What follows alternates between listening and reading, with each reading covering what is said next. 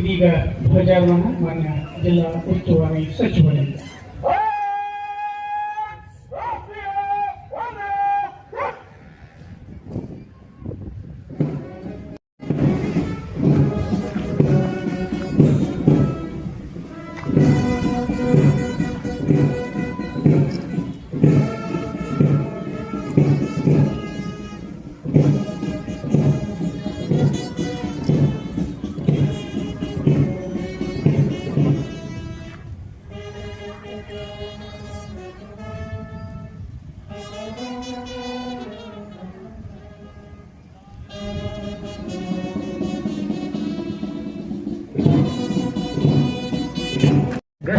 ಪಾಲಕರು ಅವರ ನೇತೃತ್ವದ ತಂಡ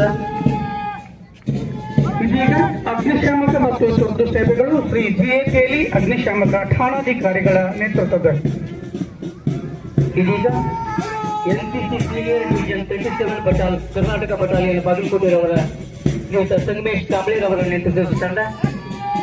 ಈಗ ಮುಂದೆ ಬರ್ತಾ ಇರುವಂತಹ ತಂಡ ಮೊರಾರ್ಜಿ ದೇಸಾಯಿ ವಸತಿ ಶಾಲೆ ಮುಚಖಂಡಿ ನವನಗರ ಭಾರತ ಸೇವಾದಳ ಘಟಕ ಪಲ್ಲವಿ ಛಲವಾದಿ ಇವರ ನೇತೃತ್ವದಲ್ಲಿ. ತದನಂತರ ಕಸ್ತೂರಬಾ ಬಾಲಕಿಯರ ವಸತಿ ಶಾಲೆ ಕದಾಂಪುರ ಆರ್ಸಿ ಭಾರತ ಸೇವಾದಳ ಘಟಕ ಬಾಗಲಕೋಟೆ ಕುಮಾರಿ ಸವಿತಾ ನಿಗರಿರವರ ನೇತೃತ್ವದ ತಂಡ.